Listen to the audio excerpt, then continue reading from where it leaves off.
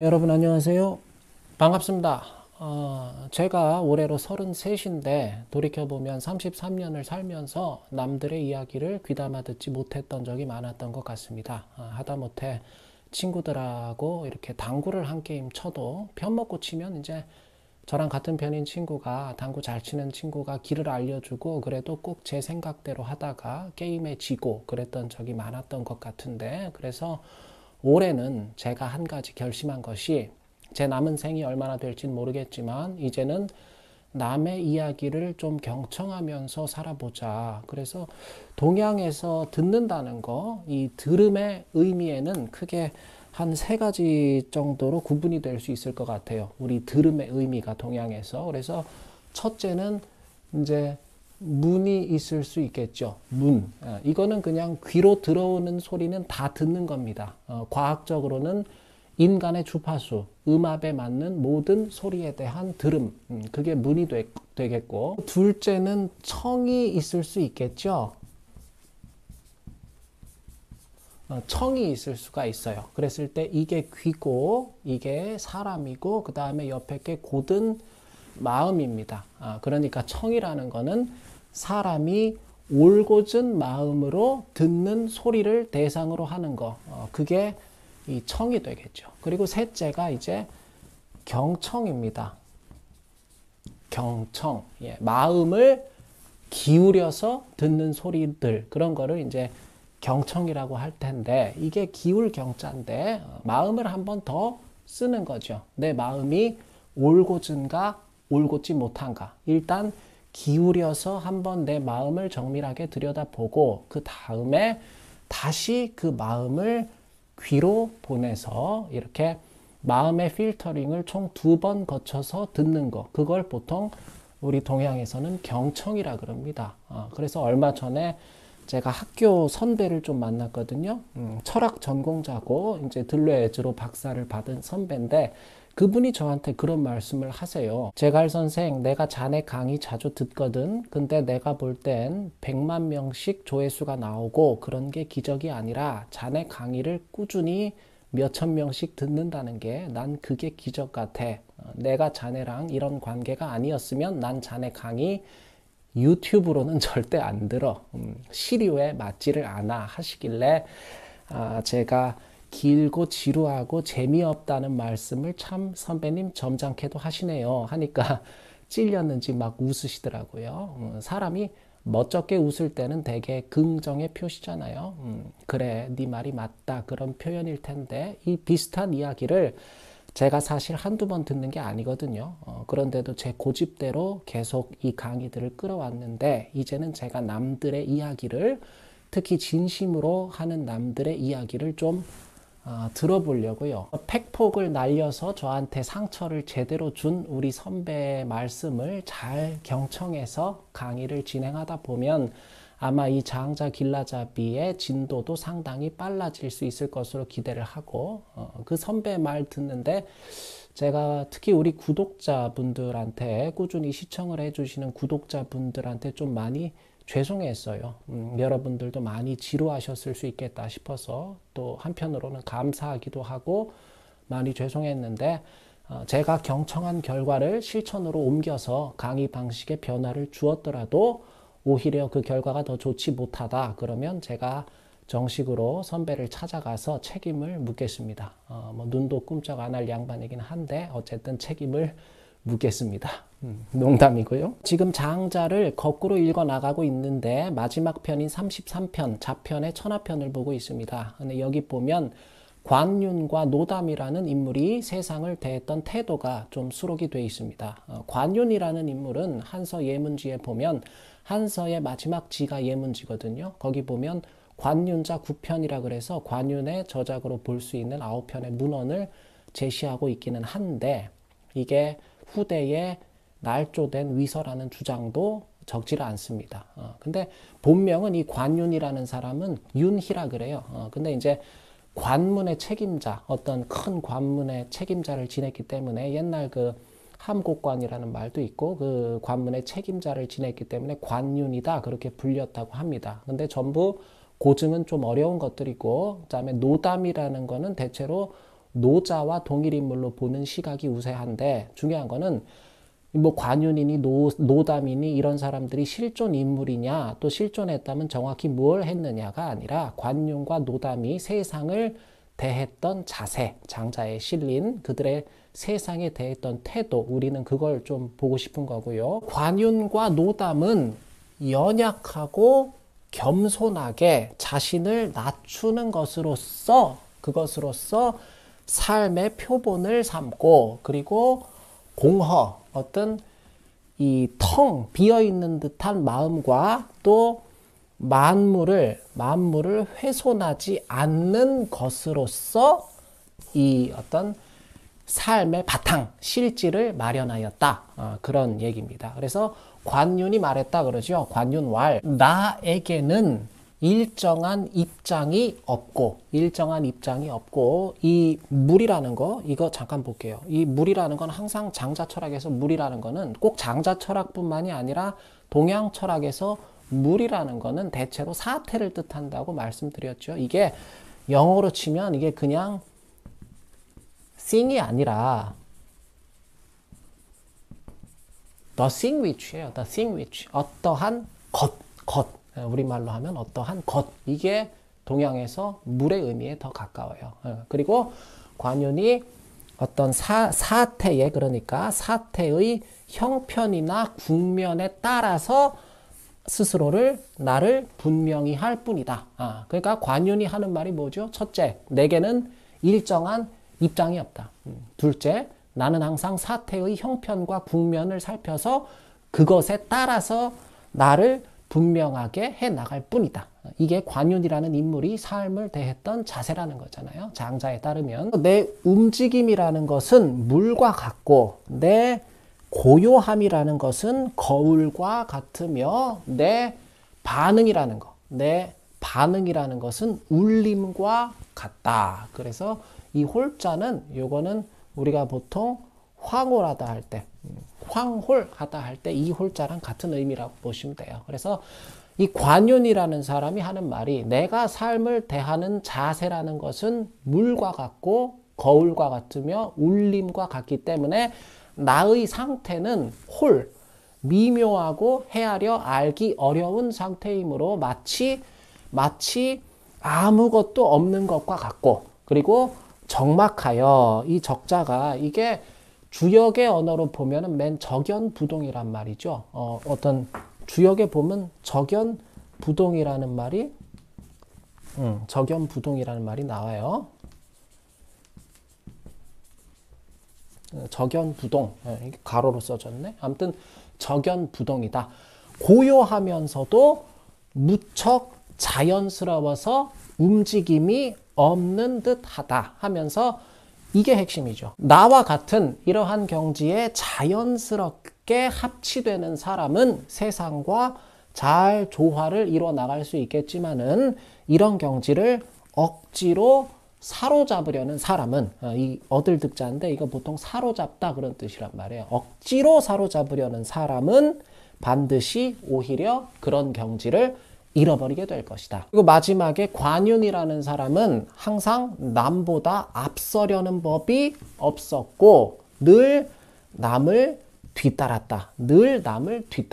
이렇게 끝나고 있는데, 여기서 제가 장자 철학의 핵심 개념들 몇 가지를 좀 말씀드리고 오늘은 한번 강의를 짧게 끝내볼게요. 저도 제 고집을 앞세워서 하지 않고 이제는 남의 조언을 좀 뒤따라 보려고 그래요. 관윤처럼. 그랬을 때 오늘 핵심 메시지는 뭐냐면, 첫째는 이 물이에요. 물. 상선약수라는 우리 도덕경의 표현에서도 알 수 있듯이 도덕경과 장자의 사유는 오버랩 되는 게 많아요. 그죠? 장자적 사유의 모체라는 것은 어쩔 수 없이 상당 부분 노자에 있기 때문에 그 공통점보다는 사실 차이점을 찾는 게 오히려 빨라요. 노장을 볼 때는 노자와 장자의 공통점보다는 차이점을 찾는 게 더 빨라요. 공통점이 그만큼 많다는 이야기입니다. 공통점이 많고 그 차이점도 이제 드러나는 것들을 계속 제가 장자 길라잡이를 해 나가면서 하나하나씩 설명을 드릴 텐데, 이 물, 상선약수, 최상의 선은 물과 같다.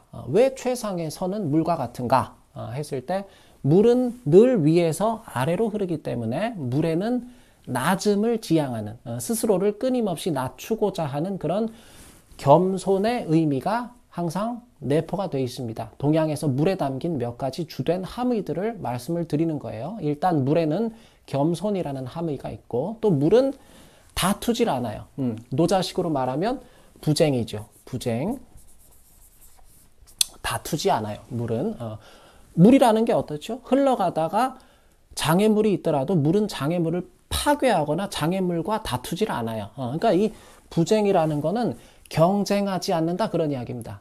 그리고 아무런 장애물도 없다는 듯이 그냥 비켜서 흘러갈 따름이잖아요. 물이라는 거는. 물론 쓰나미나 역류나 뭐 그런 이례적인 물의 흐름도 있긴 하지만 일반적으로 물은 부쟁, 물의 속성은 다투지 않는다. 그리고 물은 상황이나 조건에 자신을 맞추어 나갑니다. 담기는 컵에 따라서 그 모양 그대로 물이 자기 자신을 맞춰주고, 조건이 바뀌면 얼음이나 수증기가 되는 것도 마다하지 않고, 그러니까 내가 컨디션을 통제하려고 하지 않고 다른 존재의 컨디션에 나를 맞춰 나가주는 것, 그게 물의 큰 미덕이고, 마지막으로 물은 굉장히 덕스러운 존재예요. 동양에서 굉장히 덕스러운 존재입니다. 덕이라는 거는 제가 발을 절뚝거리는 사람의, 이게 조금 걸을 척자라 그랬잖아요. 제가 조금씩 걷는다니까 이게 절름발이를 말하는 거예요. 절름발이의 그런 고장난 다리도 곧게 여겨줄 수 있는 마음이다. 그게 덕이다. 그렇게 말씀을 드렸는데, 물도 그래요. 우리가 물에 가서, 한강에 한번 가보세요. 물에 가서 침 뱉는 사람도 있고, 술 취해서 거기다 오줌 누는 사람도 있고, 온갖 걸 갖다가 물에다가 뭐 오물 같은 거, 폐수를 내다 버리기도 하고 그렇지만은, 물은 그럴 때마다 참 미안하다 싶을 정도로 덕스럽게 그 모든 것을 받아줍니다. 이 덕이라는 것은 우리말로 하면 품어준다 하는 뜻에 제일 사실 가까워요. 그렇게 다른 존재를 품어주는 거. 자신을 낮추는 겸손, 그리고 다른 존재와 다투지 않는, 경쟁하지 않는 부쟁, 그리고 다른 존재의 사정과 형편에 나를 맞추어주는 배려, 그리고 다른 존재의 뭐 증오나 투정까지도 그냥 품어주는 그러한 덕 정도가 물의 큰 미덕으로 여겨질 수 있을 것이고, 그래도 우리가 물 없이는 사람뿐 아니라 지구상의 어떤 존재도 살 수가 없어요. 자연 철학적으로 이러한 사실이 뜻하는 바는 뭐냐면, 결국 물처럼 세상 모든 존재에 필수적이고도 유익한 사람은 겸손과 부쟁과 배려와 남을 품어주는 그러한 덕으로서 완성될 수 있다. 그게 동양에서 물에 담긴 철학적 함의다, 그런 이야기입니다. 둘째로 이 거울을 좀 보면, 나중에 우리가 내 편에 이제 응제왕이나 이런 데 가면 또 저희가 같이 보겠지만, 장자 철학에서 거울이 갖는 의미는 상당히 큽니다. 우리가 용심약경이라 그래서 거울과 같은 마음 쓰임, 그런 표현도 장자로부터 비롯된 표현인데, 거울의 특징은 뭐죠? 아까 물도 마찬가지지만, 물이 자기한테 와서 뭐 침 뱉고 막 오물을 버리고 오줌 누고 그런 사람을 물이 대하는 자세라는 건 어떻습니까? 그저 가만히 상대방의 마음을 비춰줄 뿐이잖아요. 나한테 이렇게 구는데 주안점을 두는 게 아니라, 나한테 좋게 굴든 못되게 굴든 어떠어떠하게 나에게 구는 사람의 마음 상태를 그대로 비춰주는 거, 그게 물이 다른 존재들을 대하는 방식이잖아요. 거울도 마찬가지죠. 거울이, 요새는 그런 거울도 있는지는 제가 모르겠는데, 거울이 사람한테 대고 마 너 인상 좀 펴라, 머리 매무새 좀 다듬어라, 옷 좀 똑바로 입어라, 이렇게 사람한테 주문을 하는 거울은 없잖아요. 그런 게 거울의 역할은 아니지 않습니까? 그냥 있는 그대로 어떤 대상의 상태를 비춰주는 일, 그로써 그 대상의 마음 상태가 어떠한가를 일깨워주는 일이, 그게 거울의 역할이라면 역할이겠죠. 입이 대발 나와가지고 있는 모습을 비춰주면서는, 그래, 뭔가 네가 토라질 만한 그런 속상한 일이 있었구나 하는 것을 거울에 자신을 비춰보고 있는, 거울에 자신을 비추고 있는 그 대상이 알 수 있도록 도와주는 거. 눈이 시뻘겋게 충혈된 모습을 비춰주면서는, 그래, 뭔가 네가 지금 많이 피곤하구나 하는 것을 다시 거울에 자신을 비추는 대상이 깨달을 수 있도록 돕는 거. 그게 거울의 역할이잖아요. 이 거울이라는 거는 물론 1차적인 기능은 형태를 비추기 위한 것이지만 보다 본질적으로는 비추는 대상의 마음을, 감정의 상태를 비추는 게 그게 거울의 심층적인 역할이 되겠죠. 그러니까 거울 같은 삶의 태도라는 건 뭐겠습니까? 남의 마음이나 감정을 내가 어떻게 조작하려고 그러는 게 아니라 그저 나를 바라보는, 또 나와 관계를 맺는 여러 존재들이 나를 통해서 자신의 상태, 특히 자신의 마음의 상태를 돌아볼 수 있도록 해주는 거. 그게 거울 같은 자세로 삶을 살아가는 사람의 특징이겠죠. 그리고 거울이라는 거는 왕자불출 내자불거, 이게 맹자 진심에 나오는 표현이거든요. 근데 장자에도 비슷한 표현이 나옵니다. 앞으로 가면 길에 불가각, 기거불가지라 그래서 다 유사한 말들이에요. 왕자불출 애사불거, 가는 것을 좇지 않고 오는 것을 막지 않는다. 레불가각, 거불가지, 오는 것을 물리치지 않고 가는 것을 금지하지 않는다. 그러니까 다른 존재의 자율성을 존중하고 해치지 않겠다, 그런 의미겠죠. 그리고 내 기준으로 나만의 불완전한 잣대로 다른 존재의 자율적 기준을 판단하거나 훼손하지 않겠다. 거울이 사람한테 야, 너 머리 별로다, 왁스 다시 발라라, 너 머리 짧은 게 더 잘 어울린다, 머리 좀 쳐라, 뭐 이런 거울은 없는 거잖아요. 다른 존재를 항상 있는 그대로, 그 상태 그대로 비춰주는 미덕과 또 다른 존재의 자율성을 함부로 침해하지 않는 그런 거, 그런 거울과 같은 마음 자세를 지금 이 관윤이 강조를 하고 있다, 그런 이야기입니다. 셋째는 이 울림이죠. 다른 존재가 삶을 살아가는 방식에 반응하는 관윤과 노담의 방식, 그것은 이 울림과 같다. 산 꼭대기에서 야호 하고 소리를 지르면 그대로 야호라는 메아리가 되돌아오듯이 야호 했는데 골짜기에서 시끄러워 꺼져, 뭐 이런 메아리가 돌아오는 경우는 없잖아요. 대신 내가 꺼져 하고 고함을 치면 다시 꺼져 라는 메아리가 되돌아오겠죠. 또 고마워 예쁘다 하면은 고마워 예쁘다 하는 메아리가 되돌아올 거고, 이게 무슨 말이냐면 메아리처럼 누가 너한테 한 대로 그대로 되갚아줘라 하는 그런 의미라기보다는 그 서구의 그 렉스 탈리온이 썼던 탈리오 법칙이라든가 그런 데 담긴 그런 의미라기보다는 먼저 움직이지 말라는 뜻에 더 가깝습니다.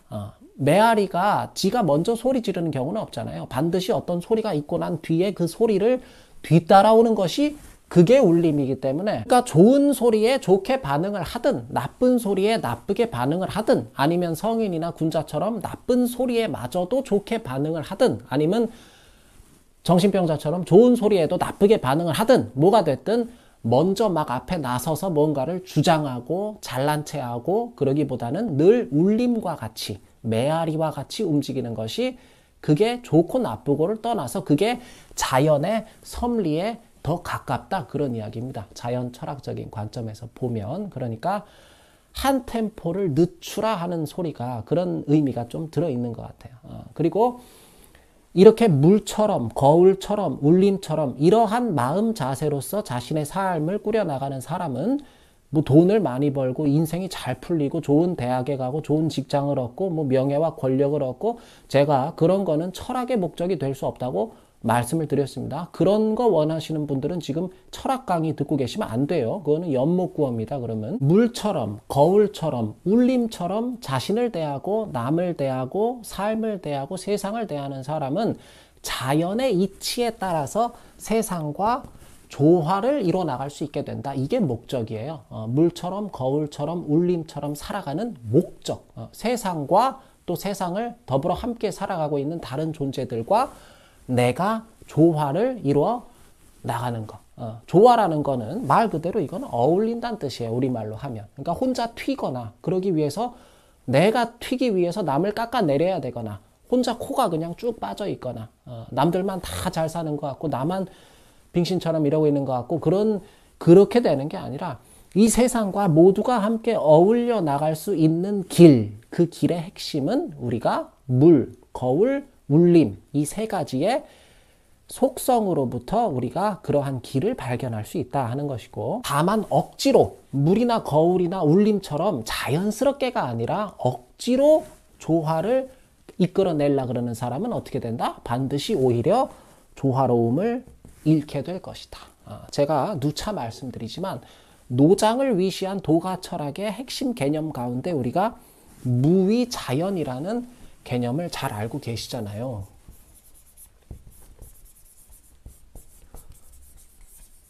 무위자연, 많이 우리가 하는 얘기인데, 무위라는 거는, 이거는 쉽게 말해서 억지로 하는 게 아니란 뜻이에요. 그 반대 개념인 어떤 인위나 유위나 이런 것들은 억지스럽게 한다는 뜻이에요. 무위라는 거는 있는 그대로의 어떤 본성적인 상태, 순수 무잡한 상태를 말하는 거라면, 유위나 인위라는 것은 이건 뭔가 아무튼 어떤 manipulation, 조작이 가미된 상태, 있는 그대로에서 벗어난 상태를 우리가 유위나 인위라 그러는 거란 말이에요. 대표적인 게 우리 인간이에요. 태어날 때 마음가짐의 상태 그대로 지금 살아가는 사람은 아무도 없기 때문에 무위자연이라 함은 억지로 하려는 게 없어서 내추럴한 자연스러운 상태. 이 자연이라는 게 여기선 형용사란 말이에요. 어떤 명사로 네이처가 아니라 내추럴한 거, 굉장히 자연스러운 상태, 있는 그대로의 상태, 그거를 무위자연이라 그래요, 철학적으로는. 그래서 기본적으로 인간은 완전히 무위자연한 상태가 될 수는 없어요. 인간은 사실 사회를 살아가려면 무위자연한 상태에 있어서도 곤란해요. 그리고 인간은 딱 한 가지, 죽어야 비로소 무위자연한 상태로 돌아갈 수 있는 존재가 그게 인간이기는 해요. 근데 무위자연을 지향하고자, 특히 우리 마음의 무위자연한 상태를 최대한 보존하고자 노력하는 분들이 계실 따름이죠. 우리 제갈건 채널 구독자분들처럼 아무튼 물과 거울과 울림처럼 물, 거울, 울림을 본받아 그렇게 무위자연하려는 노력으로서가 아닌 다른 어떤 방식으로 세상과 억지로 조화를 이뤄 나가려는 사람은 반드시 오히려 실패하게 될 것이다. 이 하는 게 관윤의 주장이고 또 노자의 주장이다 하는 이야기고요. 관윤과 노자가 삶을 대했던 자세, 즉 관윤과 노담의 마음가짐에 대한 장자 천하편 저자의 촌평은 그들은 노자나 관윤이나 그들은 절대로 남을 앞서려고 하지 않고 늘 남들을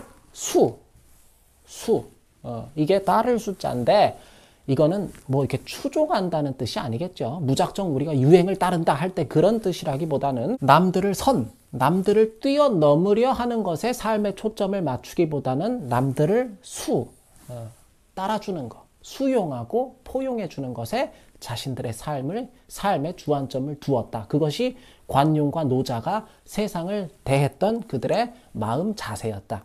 그래서 저도 우리 선배의 말에 귀를 기울여서 제가 남들을 뛰어넘고 이겨먹어서 제 주장을 관철시키거나 제 주장의 우수성을 입증하려고 애쓰기보다는 앞으로는 남들의 말과 감정과 의견과 입장을 최대한도로 수용하고 포용해보는 일에 남은 인생은 좀 쏟아보려고 그럽니다. 뭔가 그 선배를 주말에 만나고 제가 좀 깨달음을 얻은 것 같아요. 참 고마운 분인데, 그래서 제가 일단 먼저 한번 이러한 관윤과 노담의 철학을 실천으로 서서히 옮겨볼 테니까요. 이 장자 길라잡이 강의를 통해서 여러분들도 제 변화를 물 삼아, 거울 삼아, 울림 삼아서 함께 실천을 해줘 보시고 이게 물처럼 거울처럼 울림처럼 살자는 관윤과 노담의 말이 별로다 이게 전혀 와닿질 않고 내 삶이 오히려 이렇게 살기